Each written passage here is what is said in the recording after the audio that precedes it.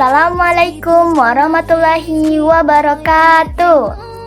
Halo semuanya, kembali lagi bersama aku yaitu Erin di YouTube channel Erlin Febrina. Nah, pada video kali ini kita akan membahas mengenai manajemen pendidikan dasar, menengah, dan tinggi. Pembahasan kita yang pertama adalah pengertian dan tujuan manajemen pendidikan dasar. Yang kedua, yaitu pengertian dan tujuan dari manajemen pendidikan menengah. Yang ketiga, pengertian dan tujuan dari manajemen pendidikan tinggi.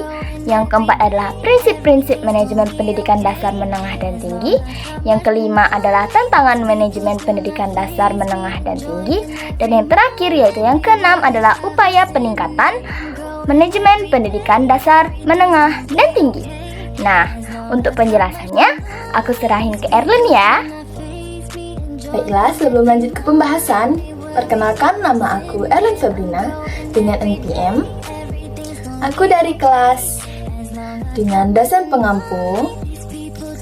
Baiklah, kita lanjut saja ke pembahasan yang pertama, yaitu pengertian dan tujuan manajemen pendidikan dasar.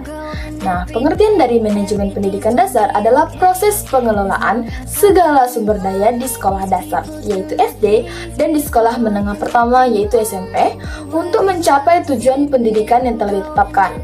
Nah, hal ini tuh mencakup perencanaan, pengorganisasian, pelaksanaan, dan pengawasan semua aktivitas di sekolah, seperti guru pengelolaan, siswa, fasilitas, kurikulum, dan keuangan guna menciptakan lingkungan hidup. Lalu, tujuan dari manajemen pendidikan sekolah dasar itu apa? Nah, tujuannya yang pertama adalah untuk meningkatkan kualitas pendidikan. Yang kedua, membina dan meningkatkan profesionalisme guru dan staf. Yang ketiga, mewujudkan lingkungan sekolah yang kondusif. Yang keempat, mendorong partisipasi masyarakat dan juga orang tua. Dan yang terakhir yaitu menyediakan fasilitas pendidikan yang memadai. Nah, kita masuk ke pembahasan yang kedua, yaitu pengertian dan tujuan manajemen pendidikan menengah. Nah, pengertian dari manajemen pendidikan menengah adalah manajemen yang diterapkan pada jenjang pendidikan menengah, yaitu seperti sekolah menengah atas atau SMA, dan juga sekolah menengah kejuruan, yaitu SMK. Nah, fokus utamanya adalah untuk mempersiapkan siswa melanjutkan pendidikan ke jenjang yang lebih tinggi. Tujuan dari manajemen pendidikan menengah itu apa saja sih? Nah, tujuannya yang pertama yaitu adalah menciptakan suasana belajar yang aktif dan juga kreatif. Yang kedua, meningkatkan mutu pendidikan melalui perencanaan yang merata, relevan, dan akuntabel. Dan yang terakhir adalah identifikasi kelemahan dan kekuatan dalam sistem pendidikan untuk perbaikan yang berkelanjutan. Nah, kita masuk ke pembahasan yang ketiga, yaitu adalah pengertian dan tujuan dari manajemen pendidikan tinggi.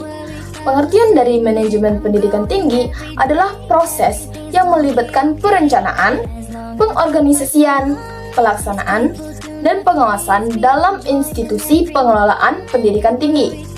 Pendidikan tinggi sendiri merupakan jenjang pendidikan setelah pendidikan menengah yang mencakup program diploma, yaitu seperti D1, D2, D3, dan D4, lalu sarjana, magister, program doktor, program profesi, dan juga program spesialis yang diselenggarakan oleh perguruan tinggi berdasarkan kebudayaan Indonesia.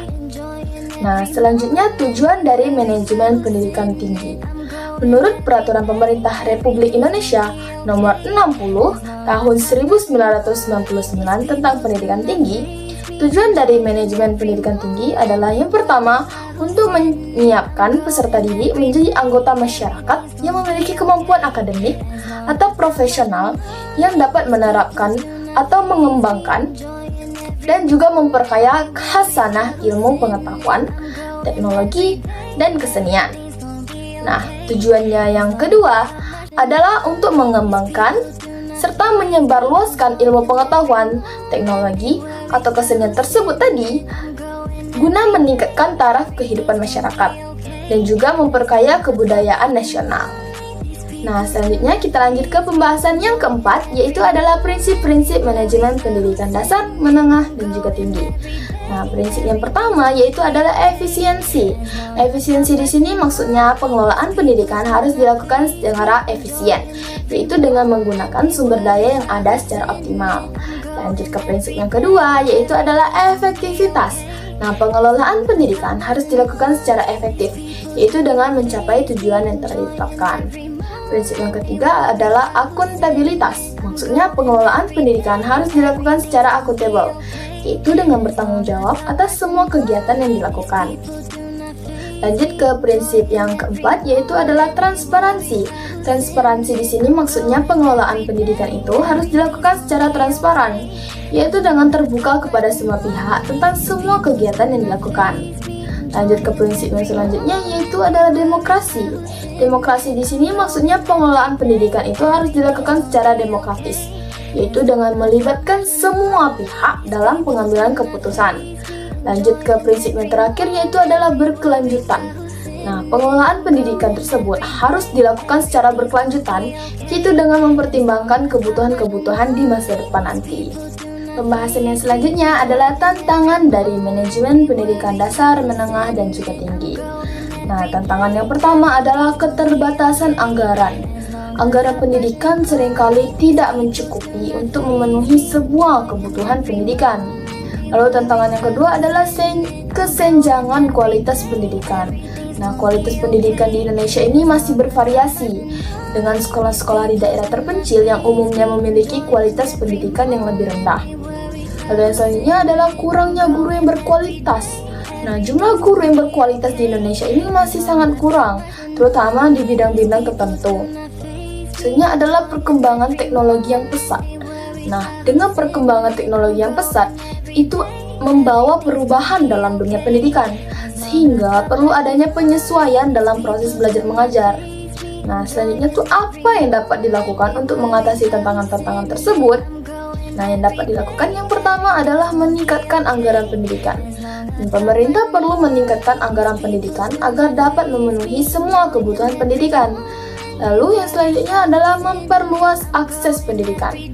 Nah, pemerintah juga perlu memperluas akses pendidikan ke daerah-daerah terpencil. Lalu yang selanjutnya adalah meningkatkan kualitas guru. Pemerintah juga perlu meningkatkan kualitas guru melalui pelatihan dan pengembangan kompetensi. Lalu yang terakhir adalah memanfaatkan teknologi. Karena kan kita hidup di zaman teknologi. Jadi teknologi tersebut dapat dimanfaatkan untuk meningkatkan kualitas pendidikan, seperti dengan menggunakan e-learning dan juga media pembelajaran yang interaktif. Mungkin itu saja pembahasan kita pada video kali ini. Terima kasih kepada teman-teman yang sudah menonton dari awal hingga akhir. Sebelumnya, teman-teman jangan lupa untuk mengisi link Google Form di bawah ya. See you in the next video. Bye-bye. Wassalamualaikum warahmatullahi wabarakatuh.